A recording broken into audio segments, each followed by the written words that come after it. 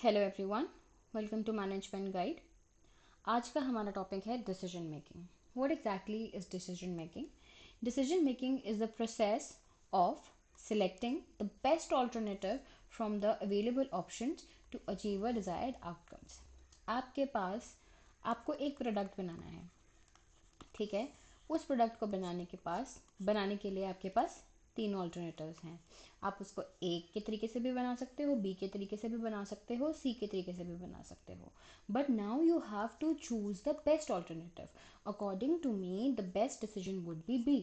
तो it is the process of selecting the best alternative from the available options, right, to achieve the desired outcome. मेरे दिमाग में जो outcome है, मुझे लगता है कि वो बी डिसीजन को लेने से बेस्ट होगा, तो मैंने बी ऑल्टरनेटिव को चुन लिया। It is a critical function of management and is used in every aspect of business and life. Obviously decision making एक ऐसा कंपोनेंट है जो आपको टॉप लेवल में भी करना है, आपको मिडिल लेवल में भी करना है, आपको लोअर लेवल मैनेजमेंट में भी करना है। ये तो तीनों में होगा, इसलिए it's a very important topic. Decision making is a process of identifying and choosing the alternatives based on values, preference, beliefs of a decision maker। Top level managing directors में भी अगर कोई डिसीजन ले रहा है, उसकी अपनी वैल्यूज़ पे, उसके अपने प्रेफरेंसेस पे, उसके बिलीफ पे वो डिसीजन लेगा। तो एक इंसान बहुत मैटर करता है यहाँ पे डिसीजन लेने के टाइम, क्योंकि उसका मेंटल स्टेट या कुछ और फैक्टर्स भी होंगे जो उसके डिसीजन को अफेक्ट करेंगे, वो हम आगे पढ़ेंगे। क्यों डिसीजन मेकिंग इतनी इंपॉर्टेंट है? क्योंकि जब आप कोई भी डिसीजन लेंगे, आप कोई अपना गोल अचीव कर ही रहे होंगे और आपको गोल आगे भी अचीव करने में आपका डिसीजन हेल्प करेगा, ठीक है। First, then ensures the optimum use of resources. तुमने अपने ऑल्टरनेटिव्स को प्रॉपरली चेक किया कि मुझे लग रहा है ए से इतना प्रॉफिट नहीं होगा, बी से मैक्स प्रॉफिट होगा, सी से भी थोड़ा बहुत प्रॉफिट हो सकता है, बट बी में तुम्हें पता चल गया कि मेरे रिसोर्सेज जो हैं वो बहुत ही प्रॉपरली यूज हो रहे हैं। I think this is the best alternative, so ensures the optimal use of your resources. Improve organisational efficiency. अगर तुम्हारे डिसीजन बिल्कुल टाइमली हो रहे हैं, ठीक है, जब तुम्हें डिसीजन लेना था बिल्कुल उसी टाइम पे डिसीजन हुआ, बिल्कुल लेट नहीं हुआ, तो ये एक बहुत ही अच्छी चीज़ है। ये एफिशिएंसी क्रिएट करेगा तुम्हारे ऑर्गेनाइजेशन के अंदर। ओके, डिसीजन मेकिंग अगर सही टाइम पे होंगे या सही चीज़ों के लिए होंगे, तो वो इनोवेशन और चेंज को भी मोटिवेट करेंगे कि you should innovate, you should change according to the environment. And अगर आप डिसीजन मेकिंग बिल्कुल सही करते हैं और सही टाइम पे करते हैं, तो ये आपकी लीडरशिप क्वालिटीज़ को भी बढ़ाता है, ये आपको एक अच्छे लीडर बनाता है। What is the step or what are the process of decision making? Very simple yet important. Because whenever process comes, I always say that ये PYQ का टॉपिक है, you have to do it properly, right? Okay. जब भी मुझे कोई decision लेना है, मुझे ये डिसीजन लेना है कि रिसेंटली मैं एक कैंडी का कंपनी चलाती हूँ, ठीक है, मेरी कैंडी का बिजनेस है। मैं भी देख रही हूँ कि लेमन फ्लेवर की कैंडी सबसे ज़्यादा चल रही हैं, तो मुझे भी लेमन फ्लेवर की कैंडीज़ का मैं सोच रही हूँ कि मैं अपनी इंटरप्राइज में उसको इंट्रोड्यूस करूँ। तो मैंने देखा कि मेरा तो कैंडी का बिजनेस चल रहा है, मैं कैंडीज़ बना भी रही हूँ, चल भी रही हैं, बट रिसेंटली क्या है, मैंने ये देखा कि लेमन बहुत ज़्यादा है और मेरी कंपनी में लेमन का कोई भी प्रोडक्ट नहीं है, राइट। तो मैं क्या करूँगी, I have identified the problem, ठीक है, I have recognise the issue, and मुझे ये पता चल गया कि मुझे यहाँ डिसीजन लेना पड़ेगा, क्या मुझे लेमन को लाना चाहिए या मेरे चॉकलेट्स में चल रहा है मैं उसको वैसे ही चलने दूँ। तो I have identified a problem, right. I will gather information. पहली चीज़ होगी कि मैंने क्या किया, मैंने आइडेंटिफाई की प्रॉब्लम, की प्रॉब्लम है क्या है, मुझे लेमन को इंट्रोड्यूस करना है, मुझे लेमन कैंडी को इंट्रोड्यूस करना है, ठीक है। अब मेरे पास, मैं तो चॉकलेट बना रही हूँ, तो मुझे इतनी इन्फॉर्मेशन है नहीं। मैं जाऊँगी मार्केट में और इन्फॉर्मेशन को गैदर करूँगी और collect the relevant data and facts कि लेमन, अच्छा लेमन के लिए ये प्रोडक्ट्स की ज़रूरत है, तो मैं ये चीज़ कर सकती हूँ और इस टाइम चल भी बहुत रहा है, बहुत इंक्रीज़ हो रहा है। उसके बाद मैं क्या करूँगी, बेस्ट आइडेंटिफाई ऑल्टरनेटिव। मुझे जो भी लगेगा कि यार ये ऑल्टरनेटिव मेरे लिए बेस्ट रहेगा, ये रॉ मटेरियल वाला मेरे लिए बेस्ट रहेगा, ये मशीन मेरे लिए बेस्ट रहेगी, मैंने पे आइडेंटिफाई करूँगी डिफरेंट डिफरेंट ऑल्टरनेटिव्स को।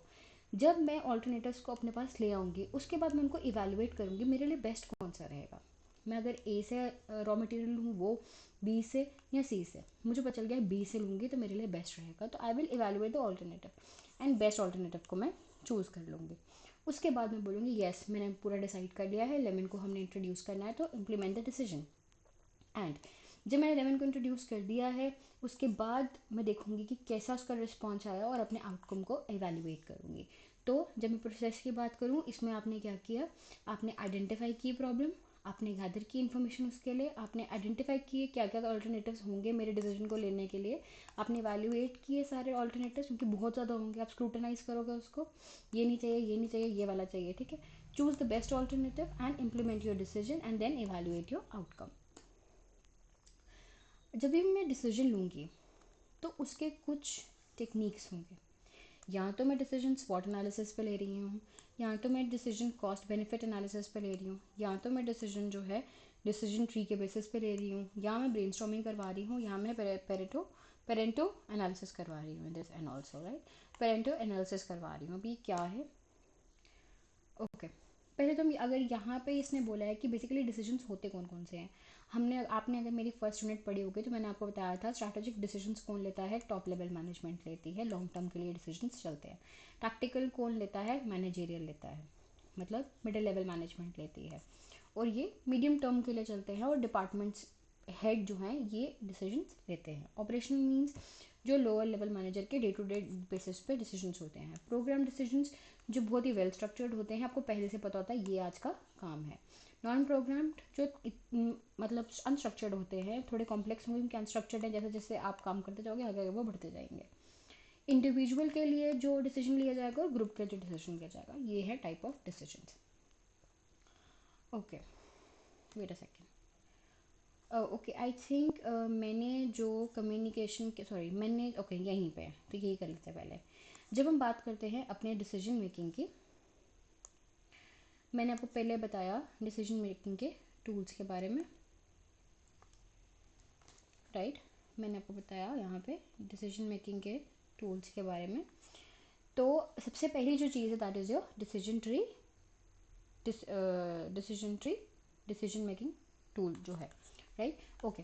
अ diagram that lays out different decision paths and their possible outcomes. अब ये डिसीजन ट्रीज का नाम क्यों है, क्योंकि जब आप इसकी डायग्राम देखोगे ना, आप बनाओगे यार ये मेरा फर्स्ट डिसीजन है, ये मेरा सेकंड डिसीजन है, अगर मैं ये डिसीजन लेती हूँ इसके पॉजिटिव इफेक्ट्स ये हैं, इसके नेगेटिव इफेक्ट्स ये हैं, बी के पॉजिटिव इफेक्ट्स ये हैं, नेगेटिव इफेक्ट्स ये हैं, तो ये क्या बन रहा है, ये पूरा एक टाइप का ट्री का स्ट्रक्चर बन रहा है, राइट ये क्या बन रहा है, आपका ट्री का स्ट्रक्चर बन रहा है, इसलिए इसका नाम इन्होंने डिसीजन ट्री डाला हुआ है। Useful for analysing the risk making and speculation decisions.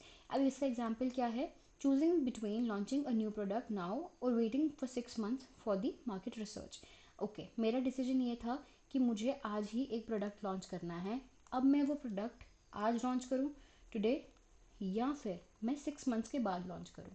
अगर मैं उसको आज लॉन्च करूँगी, इसके पर्क्स क्या हैं और उसके डिलिमिट्स क्या हैं, और अगर मैं उसको 6 months के बाद करूँ तो मेरे एडवांटेजेस क्या हैं और मेरे डिसएडवांटेजेस क्या हैं। जैसे अब ये थोड़ा सा ब्रीफली मैंने यहाँ पर बताया है, a decision tree is a flow chart like structure in which each internal node represents a decision. This thing represents a decision and then उसके following repercussions. Each branch represents an outcome of that decision and each leaf nodes represents the final result of the value. जैसे मैंने आपको बताया ये आपका एक decision है, ये ब्रांच आपको ये बताती है कि ये पॉजिटिव इफेक्ट है, ये नेगेटिव इफेक्ट है, फिर उसके आगे पॉजिटिव नेगेटिव करते करते ऐसे पूरा ट्री का स्ट्रक्चर बन जाएगा, राइट अब डिसीजन ट्री में कंपोनेंट्स कौन कौन से होते हैं, decision node, chance node, branches and and node. जो आपका डिसीजन नोड है वो एग्जैक्टली क्या है, वो a square represents the decision to be made. ये डिसीजन आपने लेना है, इसके बारे में आगे बात कर रहे हो।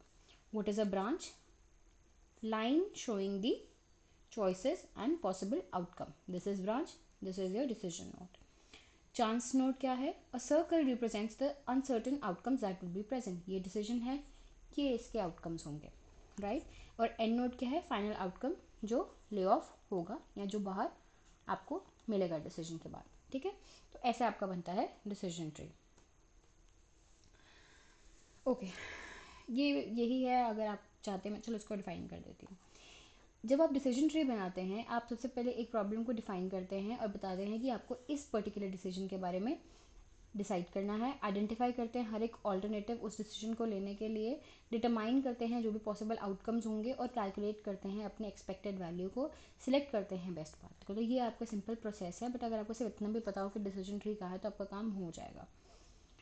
Okay I never explain advantages disadvantages, because मैं ये सोचती हूँ कि आपने 12th में बीकॉम में या एमकॉम में ये चीज़ें पढ़ी होंगी, तो I don't explain advantages and disadvantages. मेरा सिर्फ ये होता है कि आपको कंसेप्ट क्लियर होना चाहिए जो हम टॉपिक पढ़ रहे हैं उसका।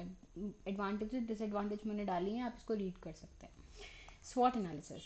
स्वॉट एनालिसिस बहुत ही सिंपल वर्ड है, यूजुअली हम इसको पढ़ते ही रहते हैं कॉमर्स में, मैनेजमेंट में। Strength, weakness, opportunity and threat, ये चीज़ें आपको हमेशा ही स्वॉट एनालिसिस में देखनी पड़ती हैं। आपको कोई भी डिसीजन लेना है, आपको देखना पड़ेगा कि मेरे बिजनेस की स्ट्रेंथ क्या है, मेरे बिजनेस की वीकनेस क्या है, अपॉर्चुनिटी क्या है, थ्रेट क्या है। स्ट्रेंथ और वीकनेस जो है ना, आप अपने इंटरनल बिजनेस के अंदर एनवायरनमेंट में ही देखते हो, क्योंकि स्ट्रेंथ मेरी है, वीकनेस भी मेरी ऑर्गेनाइजेशन की ही होगी। और अपॉर्चुनिटी और थ्रेट जो है वो आप एक्सटर्नल एनवायरनमेंट से देखते हो, ठीक है। क्योंकि जब भी अपॉर्चुनिटी मिलेगी वो भी एक्सटर्नल एनवायरनमेंट से मिलेगी, जब भी थ्रेट आएगा एक्सटर्नल एनवायरनमेंट से आएगा। तो ये चीज़ें दो यहाँ पे डिवाइड हो जाती हैं। अच्छा, अब स्वॉट एनालिसिस करता क्या है, helps to understand the internal and external factors before making a decision. जैसे अगर मुझे अपनी कंपनी में, मेरी टेक्सटाइल की कंपनी है, ठीक है, मैं कपड़ा मैन्युफैक्चर करती हूँ, पर अब मैं सोच रही हूँ कि मैं शर्ट्स को भी लॉन्च कर दूँ। मैं डायरेक्ट मतलब कपड़ा तो मैं बना ही रही हूँ, मैं शर्ट्स को भी लॉन्च कर दूँ। Before expanding into a new market, जब भी मैं एक न्यू मार्केट में घुसने वाली हूँ कि मैं स्वॉट एनालिसिस करूँगी, भाई मेरे पास क्या स्ट्रेंथ है, क्या वीकनेस है, अपॉर्चुनिटी क्या है, थ्रेट क्या है, अगर मैं शर्ट्स को लॉन्च कर दूँ यहाँ पे। कॉस्ट बेनिफिट एनालिसिस, जैसे इसका नाम बता रहा है कि जब कॉस्ट की वजह से मुझे बेनिफिट होगा तब मैं वो डिसीजन लूँगी। मतलब मैं क्या करूँगी, कंपेयर दी टोटल एक्सपेक्टेड कॉस्ट, जो मैंने सोची थी कि ये कॉस्ट लगेगी, वर्सेस द एक्सपेक्टेड बेनिफिट्स, और जो मुझे बेनिफिट आएगा जो मैंने सोचा था उसके बेसिस पे मैंने कॉस्ट बेनिफिट एनालिसिस किया। ये तभी होगा कि अगर मैं सोचूँ कि कॉस्ट मेरी इतनी लगेगी पर बेनिफिट मुझे ज़्यादा आएगा, तो मैं वही डिसीजन लूँगी। Helps decide if the investment or the action is worth while. Example, should a company automate a production line, मैं पैसे तो लगा रही हूँ, 50 लाख की मेरी मशीनरी आएगी, ठीक है, बट मैं ये भी सोच रही हूँ कि विद इन 1 मंथ या विद इन अ ईयर मैं उसको आराम से 1 करोड़ में कन्वर्ट कर लूँगी, तो मुझे कॉस्ट बेनिफिट एनालिसिस होगा। Brainstorming, a very simple word, okay. Organisational behaviour में भी आपने ये वर्ड सुना होगा, डिसीजन मेकिंग में तो ये इंपॉर्टेंट है ही है।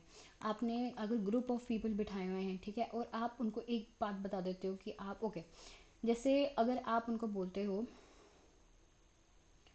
कि अगेन कि मेरी एक कैंडी इंडस्ट्री है, मैं बोल रही हूँ कि यार मैं जो चीज़ें बना रही हूँ, ठीक है, मैं चॉकलेट में डील कर रही हूँ, मैं और भी फ्लेवर्स में डील कर रही हूँ, पर मुझे ऐसा फ्लेवर चाहिए जो बिल्कुल डिफरेंट हो। जैसे आप पल्स को दे सकते हो, पल्स जैसी टॉफ़ी कोई और थी ही नहीं, कोई कैंडी थी ही नहीं। तो अगर किसी ना किसी ग्रुप वाले बंदे ने ये आपको आइडिया दिया होगा, आपने बहुत सारे आइडियाज़ थे, किसी ने चॉकलेट बोला, किसी ने लेमन बोला, किसी ने स्ट्रॉबेरी बोला, किसी ने कैरेमल बोला, पर ये ऑलरेडी थे। आपने बहुत सारे लोगों को अपने आइडियाज़ देने के लिए बोला, आपने उनको बहुत ही मोटिवेट या फिर बहुत ही इनोवेटिव दिमाग लगाने के लिए बोला, ठीक है। A group activity technique to generate a large number of ideas very quickly, promotes innovative thinking and diverse input. Okay, you give whatever you think, say that is your brainstorming, और group में आप ये discussion कर रहे हो। इसका example यही है कि generating idea for a new product feature, जैसे मैंने बोला कैंडी है, पल्स जैसा एक आइडिया इसी तरीके से आया होगा अकॉर्डिंग टू मी। पेरेंटो एनालिसिस क्या है, ओके, पेरेंटल एनालिसिस को हम 80/20 का फॉर्मूला भी बोलते हैं, 80/20 रूल भी बोलते हैं। Identifies that 20% of the causes that result in 80% of the problems. Cause पहले ही मतलब होता है, उसकी वजह से ही आपका रिजल्ट आता है, ठीक है। जैसे बेसिक, अगर हम इसको बोर्ड में बेसिक सेंस इसका निकालने की कोशिश करें, तो पहले तो इस पर्टिकुलर इंसान ने आपको ये फॉर्मूला दिया है, ये पर्टिकुलर एनालिसिस दिया है। ओरिजिनली उसने बोला कि 80% of Italy's land was owned by 20% of the population, right. If the business and management, this means in business and management term, this means कि 80% जो सेल है वो आपको 20% फ्रॉम 20% ऑफ कस्टमर्स आ रही है। 80% problems arises from the 20% cause. 80% complaints stem from 20% issues. अब steps क्या हैं इसके? Identify the problem or process to improve. List all the contributing causes and tasks. Measure the impact. Sort causes. Calculate the cumulative percentages and create a Pareto chart, जिसमें आप bar graph या line graph के help से ये चीज़ें बता सकते हैं। Focus on the top 20% cause जिसकी वजह से आपका रिजल्ट आ रहा हो। जैसे आप इस 20% पे काम करेंगे, आपकी 80% प्रॉब्लम जो है वो वहीं पे रिकवर हो जाएगी। जैसे अगर आप कस्टमर केयर एनालिसिस या कस्टमर कंप्लेंट एनालिसिस करेंगे, टाइम मैनेजमेंट जैसी चीज़ें करेंगे, कॉस्ट रिडक्शन करेंगे, आप 20% कॉस्ट पे जाएंगे, आपकी 80% प्रॉब्लम ठीक हो जाएगी। What is Delphi technique? A method of gathering expert opinion through multiple rounds of anonymous surveys. यहाँ पे जो सारा रोल आ जाता है ना, वो आपके आता है एक्सपर्ट्स का, right. A method of gathering expert opinion through multiple rounds and of anonymous survey. आप बहुत सारे सर्विस करते हो और एक्सपर्ट्स की राय लेते हो और उसके अकॉर्डिंग डिसीजन बनाते हो, that is your Delphi technique, right. Then is simulation and modelling. Use computer based models. Computer के थ्रू आप स्टैट्स या मैथ्स का यूज़ करके कुछ ग्राफ्स बनाते हो और उनके बेसिस पे अपने डिसीजन लेते हो। जैसे लॉजिस्टिक और सप्लाई चेन ऑप्टिमाइजेशन, ये तो आपका उसी के बेसिस पे होगा। Then is margin analysis. जब भी हम इकोनॉमिक्स में पढ़ते हैं तो उसमें भी हम यही चीज़ पढ़ते हैं कि जब भी किसी एक प्रोडक्ट को ऐड करने पे मेरे जो प्राइस में चेंज आता है, या मुझे एक प्रोडक्ट ऐड करने पे क्या फ़ायदा, क्या नुकसान और कैसे चेंजेस आ रहे हैं, that is margin analysis. Compares the additional benefits versus the additional cost of an action. Helps decide how much of resource to allocate. जैसे अगर मैं अभी 1000 गुड बना रही हूँ तो मेरा क्या पैसा, क्या हिसाब चल रहा है, और अगर मैं 1200 बनाने लग जाऊँ, मतलब 200 एक्स्ट्रा करने लग जाऊँ, तो मेरा क्या हिसाब चलेगा, that is marginal analysis. Then is gain. ये मैंने इसलिए ऐड किया क्योंकि मैंने इसके PYQ 2025 में देखा, तो मुझे लगा अब ये आगे आ ही सकते हैं, तो मैंने इसको यहाँ पे ऐड कर दिया। गैन चार्ट को आप पॉट चार्ट भी बोलते हो। Used in perfect management to visualize the task and timeliness. Helps to planning and monitoring decision implementation. जैसे आपको कैसे, किस टाइम पे, किस हिसाब से अपना न्यू प्रोडक्ट को लाना है, न्यू मार्केटिंग कैंपेन लॉन्च करनी है, कैसे आप ये सब कुछ करोगे, आप यहाँ पे टास्क का, टाइम का पूरा दिमाग में रख के आगे बढ़ोगे, तो that is your port chart. 6 thinking hats, ये आपको मैं पढ़ाऊँगी इससे, ओके। जैसे 6 थिंकिंग हैट्स के बारे में अगर आपको पढ़ना है, आपको यहाँ पे 6 हैट्स के बारे में बताया है, जिसमें से पहली आपकी है वाइट हैट, जो बोलता है कि how to use this 6 hats. Assign a hat to each person, right, in a group. Everyone wears the same hat together, ठीक है, और हर एक पर्सन को वो आगे देनी भी है, किसी और इंसान को देनी भी है। जिसने वाइट हैट पहनी होगी वो फैक्ट्स इन्फॉर्मेशन की बात करेगा, जिसने रेड हैट पहनी होगी इमोशंस के बारे में बात करेगा, जिसने ब्लैक हैट पहनी होगी वो क्रिटिकल थिंकिंग के बारे में बात करेगा, जिसने येलो हैट पहनी होगी वो ऑप्टिमिज्म के बारे में बात करेगा, ग्रीन हैट पहनने वाला क्रिएटिविटी के बारे में बात करेगा, और ब्लू हैट पहनने वाला कंट्रोल और प्रोसेस के बारे में बात करेगा। पर जैसे जैसे अगर रेड वाले ने जैसे अगर मेरे पास 6 ही बंदे हैं, ठीक है, 6 मेरे मेंबर्स हैं, मैंने उनको सर्कल में बिठाया है, जब ए ने रेड हैट पहनी वो इमोशनल फीलिंग के साथ अपने डिसीजन को बताएगा। फिर उसी ए ने जब ब्लू हैट पहनी तो वो कंट्रोल के तरीके से बताएगा, राइट। इसमें क्या होगा, वाइट हैट में focus on the data starts and objective facts. Ask what do we know, what do we need to know, white hat वाला ये बोलेगा। Allows expression of feeling and intuition, red hat वाला how do I feel about this. Black hat वाला what could go wrong, मतलब जो यहाँ पे अगर जैसे सी ने ब्लैक हैट पहनी होगी तो वो ये बताएगा कि ये डिसीजन से क्या गलत हो सकता है। फिर आगे डी के पास ही ब्लैक हैट जाएगी, वो बताएगा क्या हो सकता है, तो इससे क्या होगा, ब्रेन स्टॉर्मिंग भी होगी और बहुत लोगों के डिसीजन के बारे में हमको पता भी चल गया। So this was all about your decision making.